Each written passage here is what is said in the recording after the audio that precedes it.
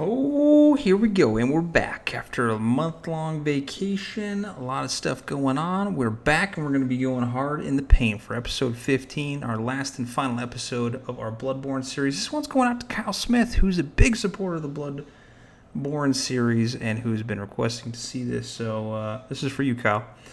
If this is your first time with the channel, or if you've been watching this channel, go ahead and hit that subscribe button, hit that thumbs up, hit that little bell button so you know when you get notified when those new episodes come out. We're going to be doing a lot of stuff from here on out, so I hope you enjoy. All right, let's go.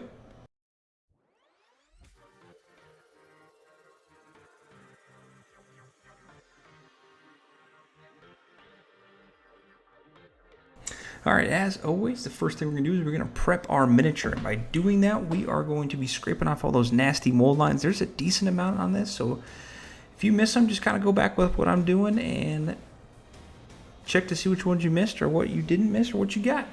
If you need anything, check the links in the description below for all the stuff that I used. I used spray can, black and white for some zenithal highlighting as I'm pointing out here. Dark on the bottom, light on the top. Check out my priming video if you need to see what I did.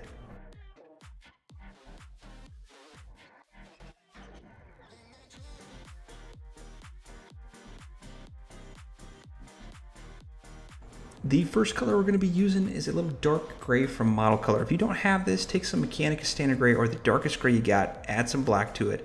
It's almost a black, but it's got a hint of gray. Why it's called dark gray. Anyways, we're going to be doing this in all the fur. We're going to be doing our fur first because this is the most, obviously, biggest surface area on our miniature. We're going to take our time on this, slap it on, use a bigger paintbrush. I think I'm using a paintbrush that was Ghost Brush that was given in the set from the Kickstarter that I ordered. So I'm just trying to cover as much surface area as possible.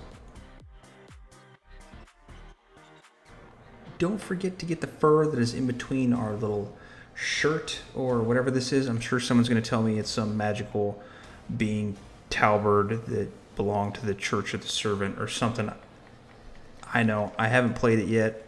I want to play it. I'm going to put it on the list, but my real life job is consuming a lot of my life. So I haven't played it yet, but it's going to get there one day, hopefully.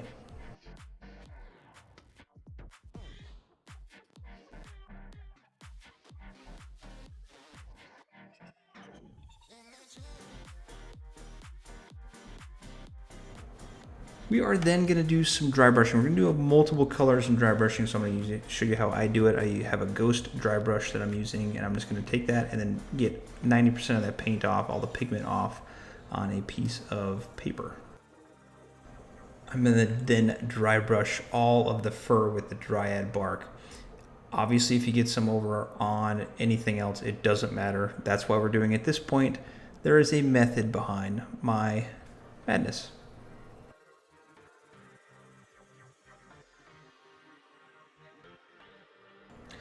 The next dry brush we're going to do is we're going to do a Dawnstone. Now, you don't want to just jam that brush onto the miniature. We want to actually get a nice smooth dry brush, so don't go crazy on it. Just do a nice back and forth flicking. Don't over exaggerate it. The next color we're going to do is some Administratum Grey, and again, we're doing very lightly. We just want to build up some of those highlights as we're going to dull them down here in a second, and then we're going to build them up again. We're just layering our miniature to make that fur more realistic.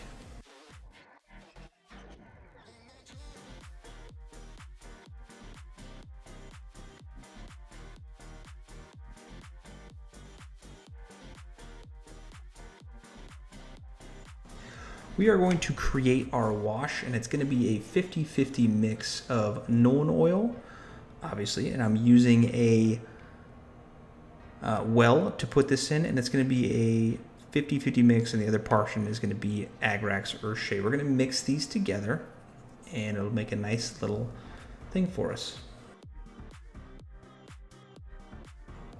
We are then going to hit all of the fur. Again, if you get it anywhere else, it does not matter. It has no bearing whatsoever. We're just hitting that fur, and we are going to let it dry.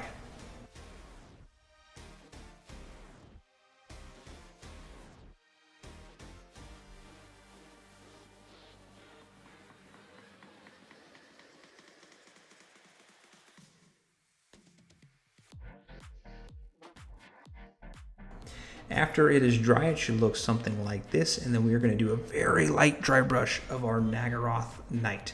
Now, if you're looking at the card art, which we are trying to follow, it has hints of purple. This is going to bring out those purple, and we're going to dull it down here in just a minute, but a very light dry brush. It'll look a little bit too purplish if you're doing it, but we're going to dull it down and just going to give it that nice tint.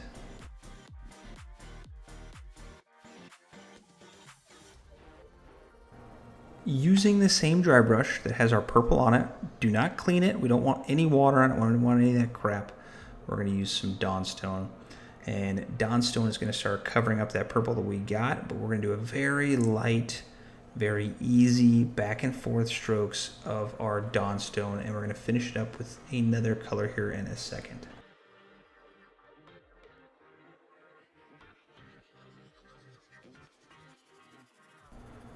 And to finish up our little fur area, we're going to be doing Administratum Grey. And we're only doing this on the top portions as if the sun were going to hit it, if there is a sun in Bloodborne. I don't know if there is or not.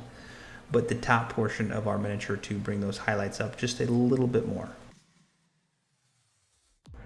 Once that is done, we're going to take some of our Celestra Grey and we are going to get all of the ripped shirt or whatever the hell it is, a patient gown, or I don't know. Someone's going to tell me, I already know it. They always do. And hey, I appreciate that. Tell me what I'm missing up, and if it's some lore, leave a comment below.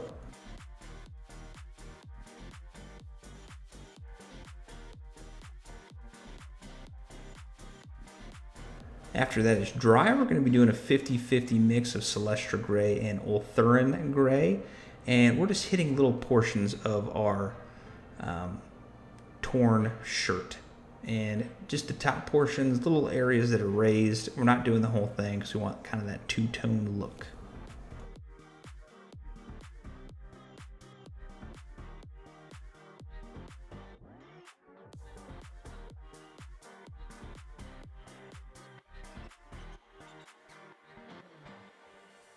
For our long fingernails, we're going to be hitting it with some Rakarth Flesh. And with this, we are getting those fingernails and the back nails, which are shorter, probably because they're dug into the ground, and we're hitting with this.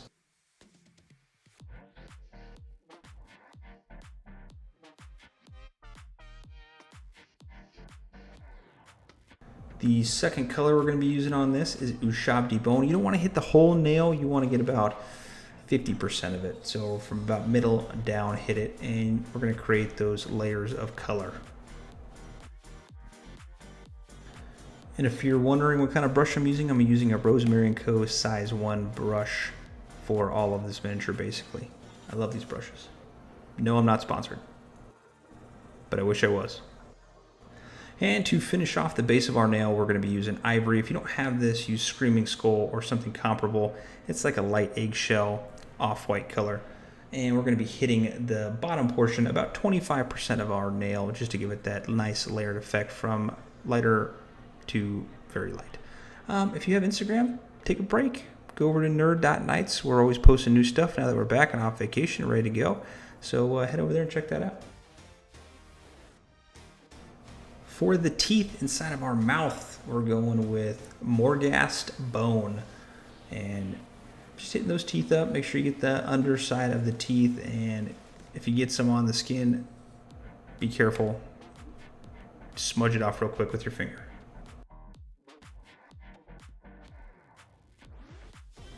For the inside of the mouth, we're going to use Volupus Pink. This is a contrast paint. If you don't have this, you can actually use the red wash that we have from Citadel and put that in there and then let it dry.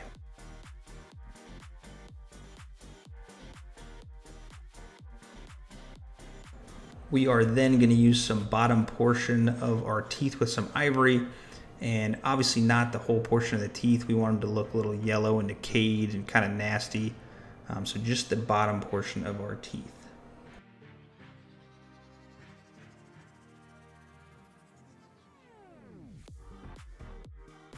The tongue, we're going to use a little pink horror. You can do this for the whole thing if you want, but I just did the tongue. I was thinking about adding some blood effects in here, and I probably should have, maybe some spatter, some other things, but I just decided to go with this. You don't have to do this, but makes the tongue look a little bit nastier.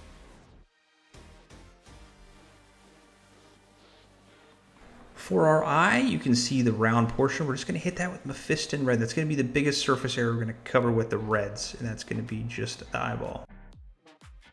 The next color we're going to use is a little evil Sunz Scarlet. We don't want to hit all of that red. We want to hit about 80% of it, leave some of that Mephiston Red behind it, and very light. Make sure you are thinning your paints on this, and we're going to build up those colors to a brighter red here in a minute. We're then going to use some Wild Rider Red, and we're going to about 50% on this eye right now. We're building down our colors in the surface area that we're coloring, and just building up those nice contrast colors of the red, moving more towards the orange on our color spectrum.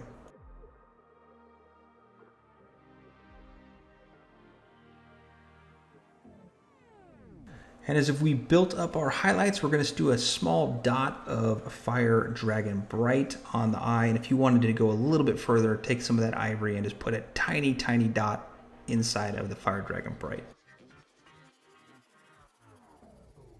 And for your favorite part, we're painting the base, just Abaddon Black. We did it through the whole series. We're going to stick with that. And that's the last thing we're going to paint on this dang thing. Not too crazy. And that's it. We're done. That's all we did. That's not too bad. Easy way to paint it. You get it put onto the table, and it looks pretty decent. I thought it looks good. Hey, I just want to say, everybody that's still watching, thank you for watching the episode, and thank you for tuning in the channel. If you're not a subscriber, please subscribe. It feels great to be back, and I can't wait to paint some more. We got Madari coming, Chronicles Drunagar. I'm going to finish some other Bloodborne stuff, but thank you for watching, and paint on. See you next one.